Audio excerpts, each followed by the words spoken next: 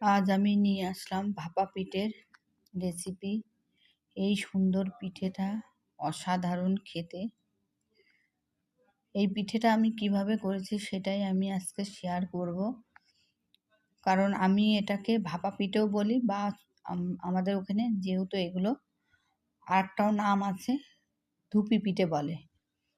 এক এক জায়গায় এক এক রকম নাম। যাই হোক, এই পিঠেটা আমি কিভাবে করেছি সেটাই আমি শেয়ার করছি। কারণ আমি সেদ্ধ চাল দিয়ে করেছি, আতপ চাল নয়। সেদ্ধ চালটা রাত্রে ভিজে রেখেছিলাম, তারপরে মিক্সির মধ্যে দিয়ে আধা ভাঙা করেছি, মানে একদম মিহি হবে না আবার গোটাও থাকবে না, ওইভাবে আমি চালটা মিক্সিতে করে নেওয়ার পরে তারপরে সেটারে আমি লবণ দিয়ে জল দিয়ে, বেশি জল দেওয়া যাবে না, অল্প করে জল ছিটিয়ে একটুখানি মাখিয়ে রেখে দিতে হবে। কিছুক্ষণ পর সেইটা ঝুড়িতে চেলে নিতে হবে। নেওয়ার পর একটা বেশ বড় বড় বেশ দানা বেরোবে, সেই দানাটাই আমার লাগবে।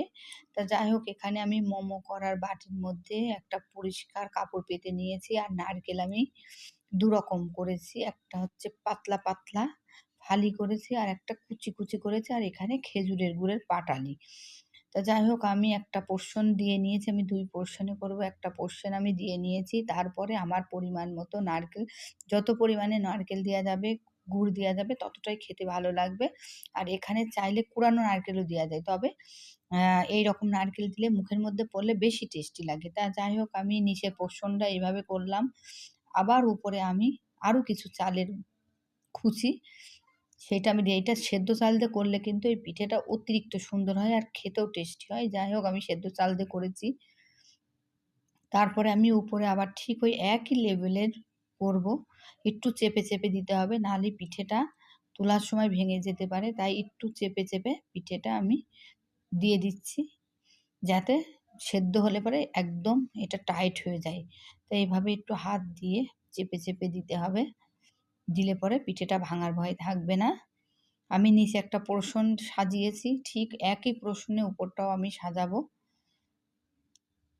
এরকম চেপে চেপে দিয়ে আমি উপরটাও সেই নারকেলের, যত নারকেল দেওয়া যাবে, এর মধ্যে কুড়ানো নারকেলে দেওয়া যেতে পারে।